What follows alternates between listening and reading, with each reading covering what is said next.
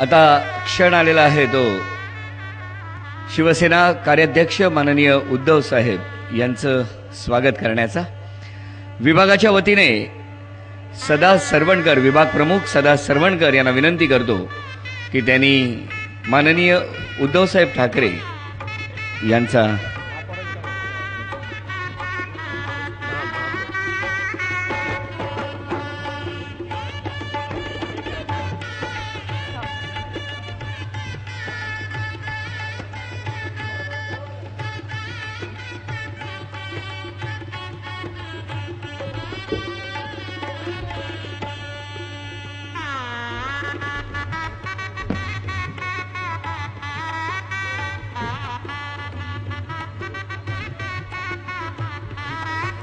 मुंबईचे महापौर माननीय उद्धव साहेबांचं स्वागत करत आहेत।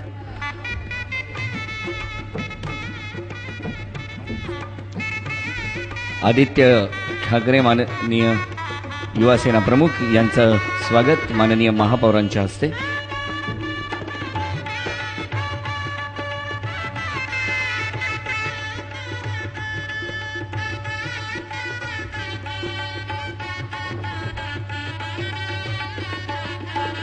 द्वितीय अहवाल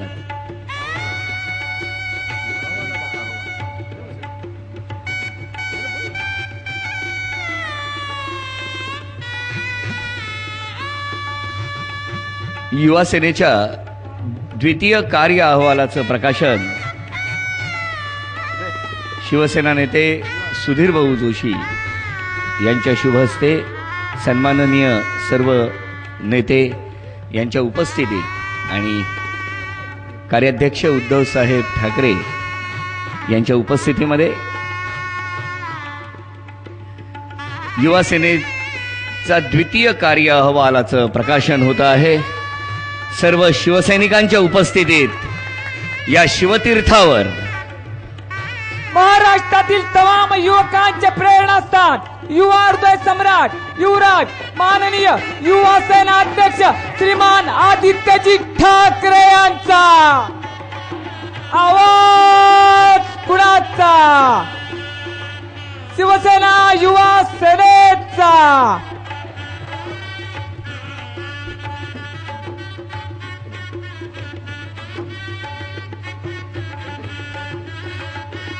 माननीय श्री भरतकुमार राऊत यांच्या खासदार निधीतून मुंबईतील महाविद्यालयातील प्राचार्यांना ग्रंथांच्या संचाचं वितरण करण्यात येणार आहे।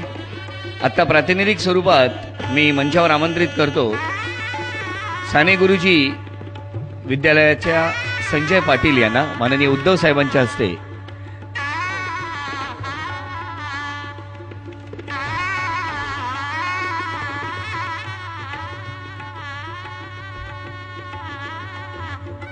या ग्रंथांचं वितरण होत आहे। संजय पाटील साने गुरुजी विद्यालयाचे प्राचार्य,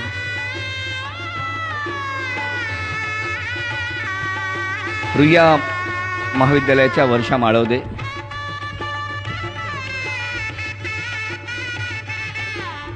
माननीय खासदार भरतकुमार राऊत यांना विनंती आहे त्यांनी मंचावर यावं।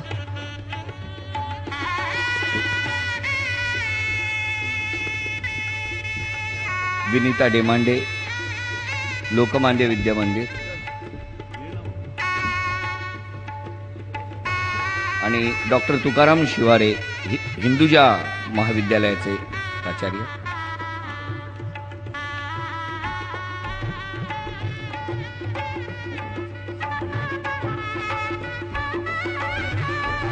माननीय खासदार भरतकुमार राऊत यांच्याकडून उद्धव साहेब ठाकरे यांना ग्रंथ देण्यात येत आहेत।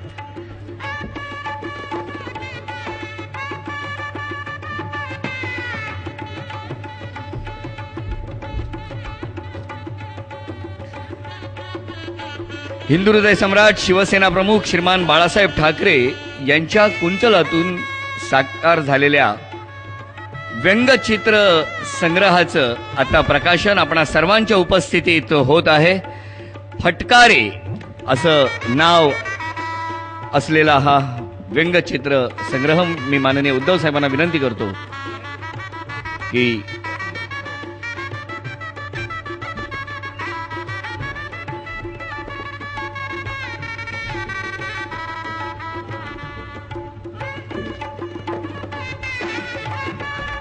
माननीय उद्धवसाहेब ठाकरे यांच्या शुभ हस्ते सर्व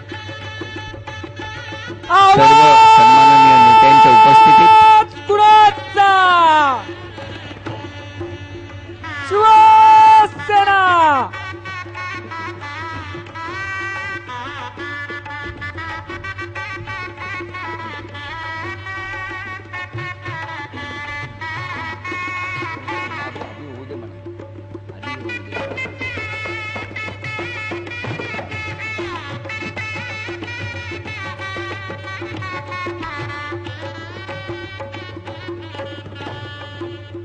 शिवसेना प्रमुखाने गेली अनेक वर्ष आपल्या कुंचल्यामधून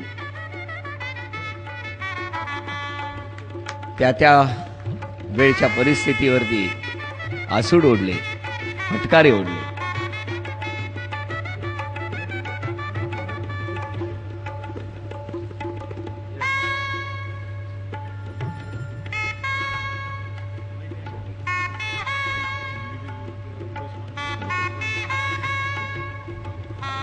भिवंडीचे आमदार रुपेश म्हात्रे फटकारेची दृश्य आपण बघतो आहोत भव्य स्क्रीनवरती.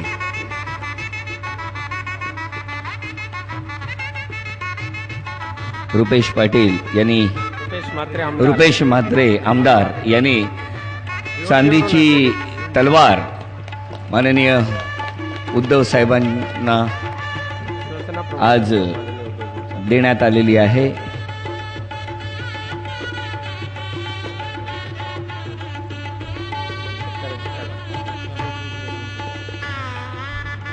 ठाण्याचे महापौर माननीय उद्धव साहेबांना पुष्पगुच्छ देत आहेत.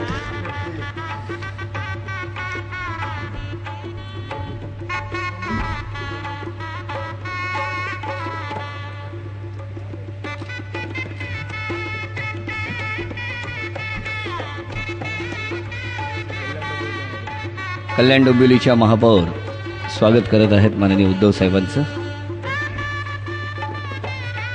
युवा सेनाध्यक्ष आदित्य ठाकरे यांनाही युवा सेनेच्या वतीने पुष्पहार देण्यात येत आहेत, त्याचा त्यांनी स्वीकार करावा.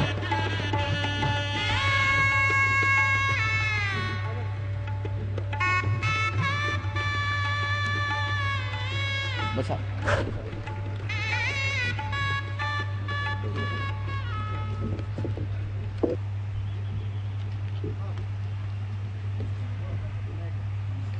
दसरा मेळावा आणि या दसरा मेळाव्यामध्ये मार्गदर्शन करण्यासाठी मी आमंत्रित करतो शिवसेना कार्याध्यक्ष माननीय उद्धव साहेब ठाकरे यांना.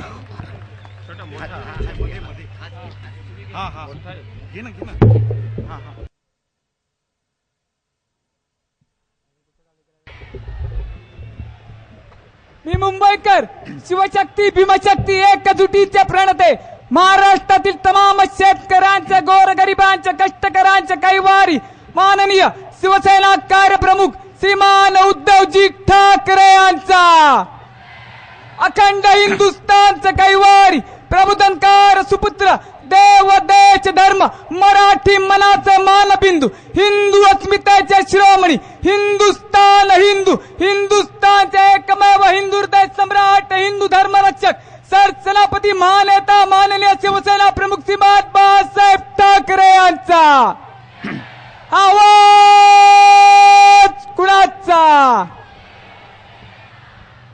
जमलेल्या माझ्या बांधवांनो, भगिनींनो आणि मातांनो,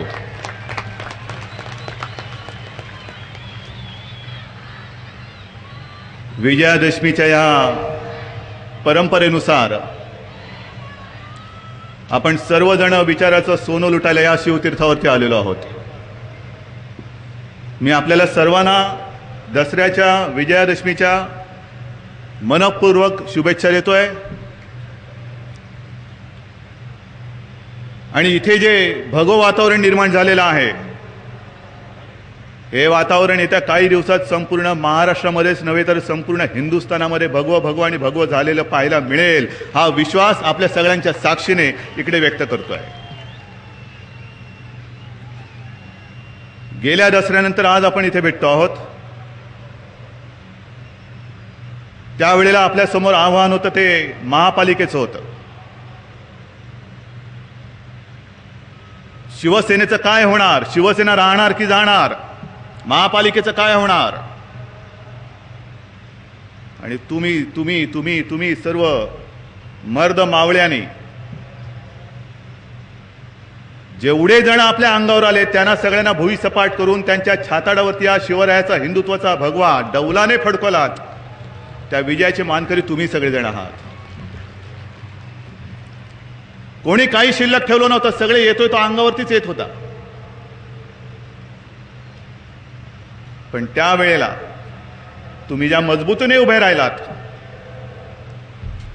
आणि जी कामं आपण तेव्हाही टीका झाली होती, ताठ मानेने घेऊन आपण सगळ्यांसमोर केलो की होय आम्ही हे करून दाखवलेलं आहे.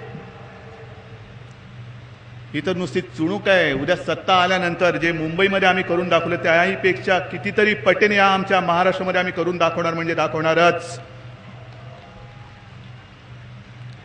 नुसती टीका करून सोडणार नाही. कारण हल्ली जी एक फॅशन आलेली आहे, प्रत्येकाचं रोज वस्त्रहरण करतायत. तू नालायक आहेस म्हणजे मी लायक आहे असं होत नाही. आम्ही आमचं कर्तृत्व आहे ते दाखवलेलं आहे. म्हणून इतके 40 वर्ष झाली, 45 वर्ष झाली तरी सुद्धा शिवतीर्थाचा कोपरा आणि कोपरा हा तुडुंब नुसता भाड्याने आणलेल्या माणसांनी नाही तर जिवंत मावळ्यांनी हा भरून टाकतो, आम्ही व्यापून टाकतो.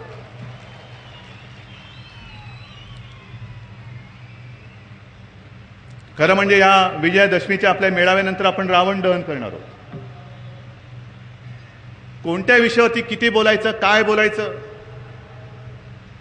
कारण ती एक आता पद्धत आहे. महागाईचा रावण आम्ही जाळला, रावण भुरभुर भुरभुर जळून जातो. महागाई तशीच असते. यावेळेला तर असं आखरीत घडतंय, महागाई एवढी वाढले की महागाईचा रावण आपण म्हणतोय, पण या महागाईने रावणाची सुद्धा पंचायत करून टाकलेली आहे. मी मध्यंतरी बातमी वाचली की महागाई एवढी आता कडाडलेली आहे की रावणाची उंची आता कमी होत चाललेली आहे. परवडत नाही, रावण जाळणं सुद्धा परवडत नाही. म्हणजे ही महागाई रावणाला सुद्धा आता भारी पडायला लागले. एवढी महागाई रावणापेक्षा मातलेली आहे. कदाचित रावण आपल्यात येऊन बसेल की महागाईला तुम्हीच जाळा, मी तुमच्या बरोबर येतो म्हणून. कुठे चाललोय आपण काहीच कळत नाहीये. अनेकदा असा विचार येतो की आज हे व्यंगचित्रांचं पुस्तक आपण प्रकाशित केलंय. आज सकाळी शिवसेना प्रमुखांच्या हस्ते त्याचं प्रकाशन झालंय, माझ्या हस्ते नाही इकडे झालेलं. शिवसेना प्रमुखांनी त्याचं आज सकाळी प्रकाशन केलेलं आहे. हे मुद्दामून तुम्ही पहा, पुस्तक चाळा. त्याच्यामध्ये जे जे विषय त्यांनी तेव्हा मांडलेले आहेत आजही तसेच आहेत.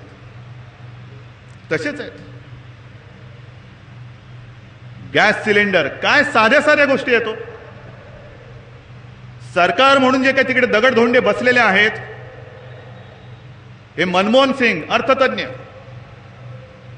त्यांच्याबरोबर ते दुसरे मोंटॅक सिंग अर्थतज्ञ, हे दोघं कमी पडतात की काय म्हणून आणखीन अर्थतज्ञांची एक फौज आणखीन त्यांनी बोलवलेली आहे. सांगा आम्हाला देश कसा चालू सांगा.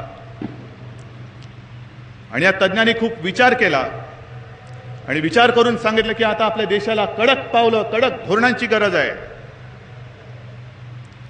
आपल्याला वाटलं बरं होईल काहीतरी तज्ञाचं डोकं आहे, आपलं नाही आहे, आपण बिनडोक सगळे. हे तज्ञाचं डोकं आहे. खास काहीतरी देवाने विचार करून हे तज्ञ घडवलेले आहेत. आणि या तज्ञांनी काय सांगितलं, दर वाढवा, सबसिडी बंद करा, गॅस सिलेंडरचे दर वाढवा, पेट्रोलचे वाढवा, डिझेलचे वाढवा. हे तज्ञाच्या डोक्यातला हा किडा. जे शेमडं पोर सांगेल हे तज्ञ लोक कशाला पाहिजेत मग. बरं, गॅस सिलेंडरची एवढ्या किमती वाढल्या आहेत की आता सर्वसामान्य माणसाला जगायचं कसं हेच कळत नाहीये.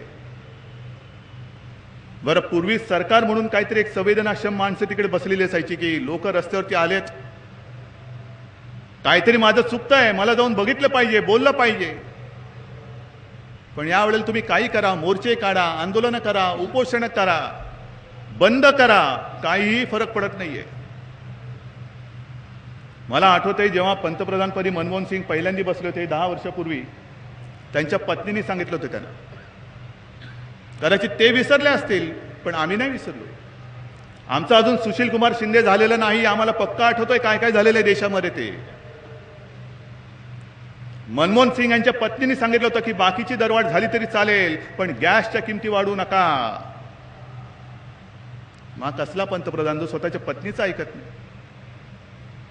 पण त्यांना हे कळत नाहीये, गॅस सिलेंडरची किंमत तुम्ही वाढवत आहात, सर्वसामान्य माणसाच्या घरातल्या चुली तुम्ही विझवत आहात. दरवाढ करून सर्वसामान्य माणसाच्या घरातल्या चुली तुम्ही विझवत आहात. घरातली जर का चूल विझली तर सर्वसामान्य माणूस पेटेल, आणि पेटून येऊन बाहेर येऊन तुम्हाला तुमच्या सत्तेला जिवंत जाळल्याशिवाय राहणार नाही. ही सर्वसामान्य माणसाची ताकद आहे, पहिलं लक्षात ठेवा. काय कारभार करतात तुम्ही, कसला कारभार करतात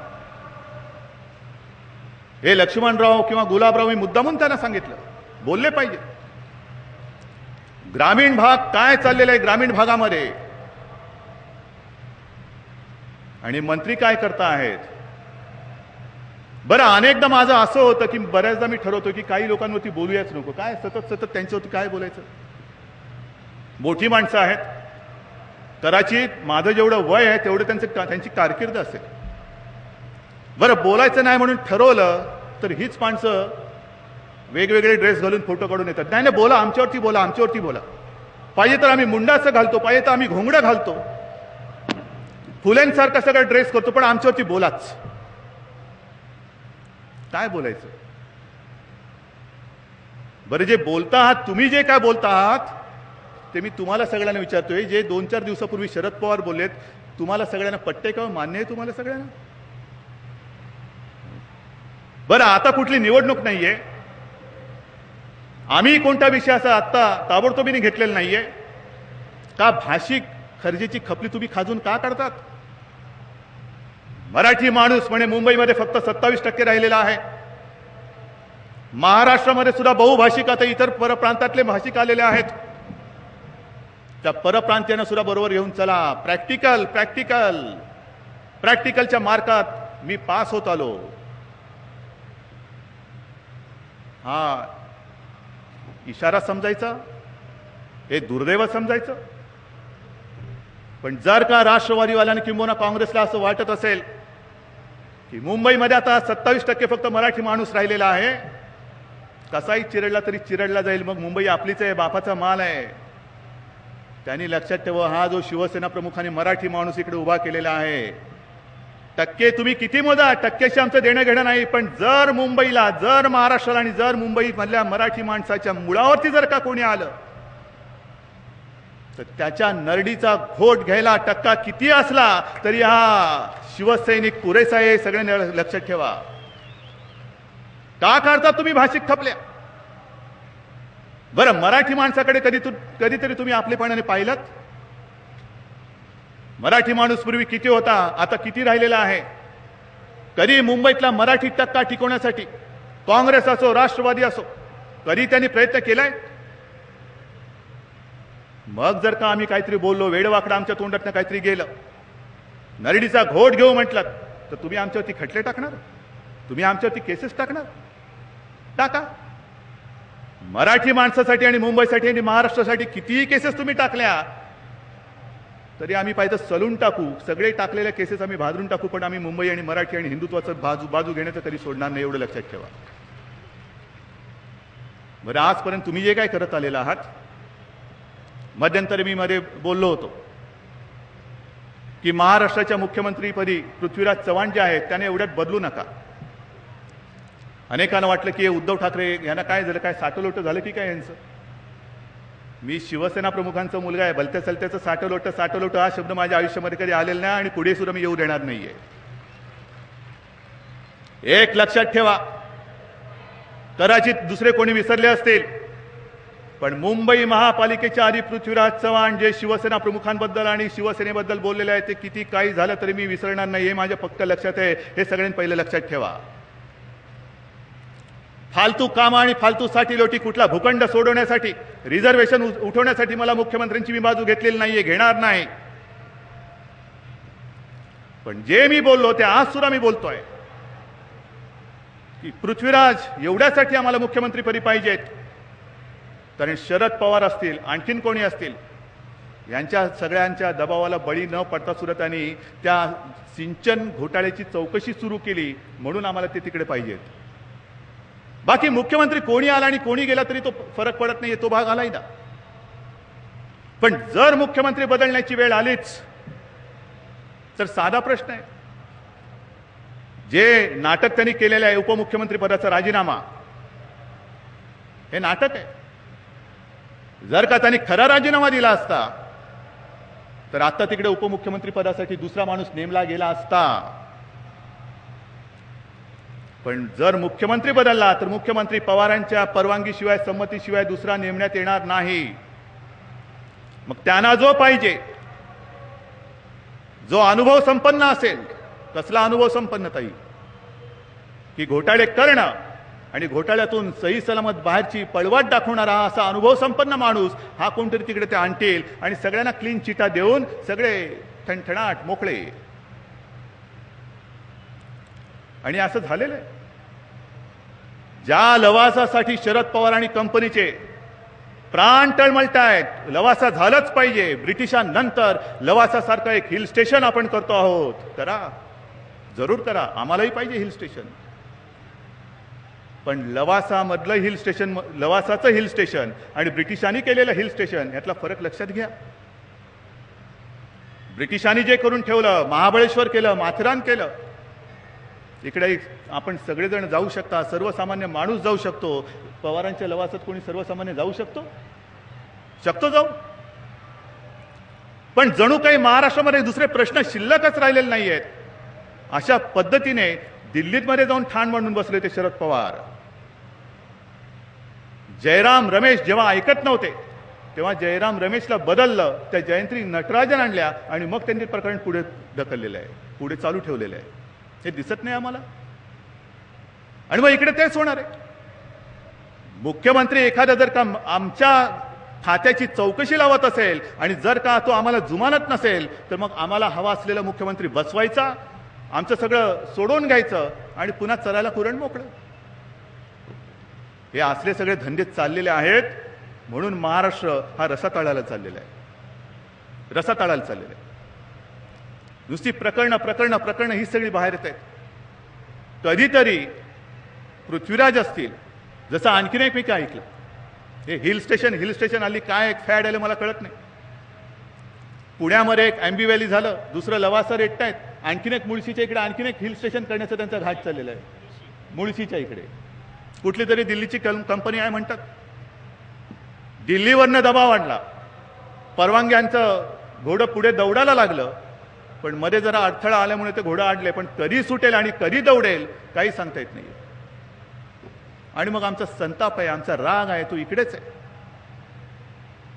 की हा इकडे सगळा सर्वसामान्य माणूस आलेला आहे, होय मराठी माणूस आलेला आहे. गिरणी कामगार आज बेघर होऊन फिरतोय, वणवण फिरतोय, मोर्चे काढतोय, उपोषण करतोय, सत्याग्रह करतोय, कोणी दाद देत नाही. एवढ्या बेगुमानपणाने यांचा सगळा कारभार चाललेला आहे. मेलात तर मेलात, आणखीन टक्का कमी होईल, पण मराठी आहात तुम्हाला घर देत नाही. गिरणी कामगार फिरतोय. त्याच्यासाठी कधी शरद पवार, पृथ्वीराज हे सगळे दिल्लीत जाऊन बसलेत की नाही धोरण बदललं पाहिजे. सर, आपलं शिवशाहीचं सरकार असताना आपण धोरण ठरवलं होतं. मूळ गिरण्यांची जागा ही गिरणी मालकाला गिरणीच्या वापरासाठी म्हणून तेव्हा दिली गेली होती. आपलं सरकार असताना आपण धोरण ठरवत होतो की एवढा टक्के भाग जो आहे तो गिरणी मालकाला जाईल आणि अमुक 1% हा गिरणी कामगारांच्या घरासाठी हा वापरला गेलाच पाहिजे, हा कायदा आपण बनवत होतो. सरकार गेलं आणि भाग्य फुटलं. गिरणी कामगार रस्त्यावरती, गिरणी मालक सगळे त्यांचे मॉल आणि इमले बांधून हा मोकळा झाला. पण गिरणी कामगार फिरतोय आझाद मैदानात फिरतोय, जिजामाता उद्यान ते आझाद मैदान, मी चाललोय, तुम्ही चाललाय, नुसती पायपीट, नुसतं आयुष्य पायपीट करत कधीतरी मरून जायचं. घर आपलं कोण तिकडे बळकावून बसणार आणि मग हे टक्के मोजणार, आमचे हे टक्के मोजणार केलात तरी गिरणी कामगारांच्या घरासाठी अत्यंत प्रामाणिकपणाने प्रयत्न दिल्लीमध्ये केलात. म्हाडाच्या वसाहतीसाठी शिवसेनेने मोर्चा काढला. मराठी माणसाच्या घरासाठी शिवसेना आणि शिवसेनाच आहे, दुसरं कोणी येत नाहीये पुढे, हे लक्षात ठेवा तुम्ही. म्हाडाच्या घरासाठी जो शिवसेनेने मोर्चा काढला, अनेक जण तुमच्यापैकी आले असतील म्हाडाच्या वसाहतीत राहणारे. त्या वसाहती बघितल्यानंतर असं वाटतं काही वेळेला की जेव्हा ती पहिलं महायुद्ध दुसरं महायुद्ध झालं तेव्हाच्या छळछावण्याच्या हिटलरने बांधल्या होत्या त्या कदाचित बऱ्या असतील, पण म्हाडाची घरं आहेत त्याहीहून वाईट आहेत. आले तिकडे वायकर आले, इतर सगळे आमदार आहेत, नगरसेवक आहेत, तक्रारी आमच्याकडे येतात. नुसतं बोलायला ठीक आहे हो, बहुभाषिकांना बरोबर घेऊन चला चला म्हणजे काय चौपाटीला फिरायला जायचं, चला चला काय. पण कोणी झोपला असताना छत डोक्यात पडून माणसं जखमी होत आहेत. जेवत असताना वरनं काहीतरी पडते, पण अजूनही तिकडे कोणी काही फिरकत नाहीये. सरकारी कर्मचाऱ्यांची घरं आहेत ती सुद्धा तशीच आहेत, पोलिसांची घरं आहेत ती सुद्धा तशीच आहेत. म्हणजे तुम्ही सगळी वाट बघता आहात की ही सगळी घरं पडायला आल्यानंतर घाबरून हा मराठी माणूस मुंबई सोडून बाहेर जाईल कसा, मग आपण या बिल्डरना हे सगळं आंदोलन देऊन टाकू. बरं, हे कमी पडते की काय म्हणून आता हेरिटेज आणतात. हेरिटेज हा सगळा शिवाजी पार्क आणि परिसर, हेरिटेज हे सगळं मध्ये जे काय मोकळं दिसतंय हे काय नवीनच प्रकरण आहे. त्याच्याबद्दल कधीतरी बोलू आपण, बोलायला तर लागणारच आहे. कारण किती दिवस नुसता आपला गळा दाबून आवाज बंद करून हे घुसमटलेलं जीवन जगणं हे शिवसैनिकाच्या रक्तात नाहीये. अजूनही आमचा आवाज दाबणारा कोणी जन्माला आला नाही, आणि जर कोणी जन्माला येईल तर त्याचा आवाज बंद करू एवढी ताकद आमच्यामध्ये आहे, जरूर आहे. अरे धमकी फक्त काय सलमान खुर्शीदला देता येते असं नाही, आम्हाला सुद्धा धमक्या देता येतात. त्यांचा तर घोटाळा बाहेर काढल्यानंतर त्यांनी धमकी दिली, तुम्ही येऊन दाखवा आणि बाहेर जाऊन दाखवा. हे आम्ही बोललो तर आमच्यावरती खटले होतात, पण कायदा मंत्री बोलल्यानंतर त्याला काही होत नाही. पण हा सगळा परिसर हेरिटेज. कधी झाली ही वस्ती, कधी निर्माण झाली, काय झालं? बरं, जे आम्ही बोलतो आहोत की हेरिटेज हेरिटेज हेरिटेज हे सगळं आमच्या माथ्यावरती का? बरोबर मराठी पट्टा जो आहे मग तो कोळीवाडा आहे, बीडीडी चाळ आहे, हा शिवाजी पार्क परिसर आहे, तिकडे जोगेश्वरी आहे, मुंबईभर जिकडे जिकडे मराठी टापू आहे तिकडे बरोबर हेरिटेज. लालबाग परळच्या जुन्या चाळी आहेत ते हेरिटेज. बरं, या चाळीमध्ये कोणीतरी जाऊन पाहिलं? हेरिटेज कमिटी आली होती? कोणीच नाही आलेलं. आज त्या चाळीमध्ये जाऊन तुम्ही बघा, पावसामध्ये गळतं छत ते तर वेगळंच, पण शौचालयात गेले तर शौचालय पण गळते, शौचालय गळते. म्हणून बहुतेक शौचालयामध्ये छत्री घेऊन बसावं लागतं. ही माझ्या मराठी माणसाची मुंबईमधल्या या हेरिटेज म्हणून जाहीर झालेल्या चाळीमधल्यांची व्यथा आहे. मग ते हेरिटेजवाले कोणी